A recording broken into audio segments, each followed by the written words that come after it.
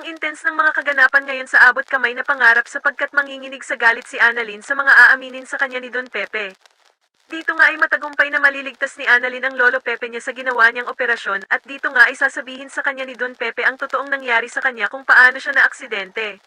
Samantala ay manginginig sa takot itong si Zoe dahil sa tatawagan siya ni Doc Robert pero sasabihin lang pala nito sa kanya na buhay pa ang lolo Pepe niya. Kaya naman ay sobrang magpapanik ang mag-inang Zoe at Moira dahil sa nalaman nga nilang buhay pa pala ang tinulak niya sa bangin na si Don Pepe. Pero dito nga ay palalakasin ni Zoe ang loob ng ina niyang si Moira, na maliit na nga lang daw ang chance na mabuhay si Don Pepe kahit na oprahan pa daw ito. Sa kabilang banda naman matapos ngang makita ni Annalyn si Don Pepe na naaksidente, ay agad niya itong dadalhin sa East Ridge upang gamutin ito. Subalit nang madala nga ito sa mismong ospital ay malalaman nilang napakalubha pala ng nangyaring aksidente kay Don Pepe. Samantala sa gitna ng gamutan kay Don Pepe ay magkakaroon naman ng malaking pagtatalo kila Doc Carlos at Annalyn kung anong surgery nga daw ba ang dapat na gawin sa kanyang lolo Pepe. Dito nga ay magmamatigas si Annalyn sa gusto niyang dapat gawin kay Don Pepe dahil sa hindi na nga daw siya makakapayag na maulit ang nangyari sa ninong Cromwell niya at gagawin niya nga daw ang lahat para maligtas ang kanyang lolo Pepe.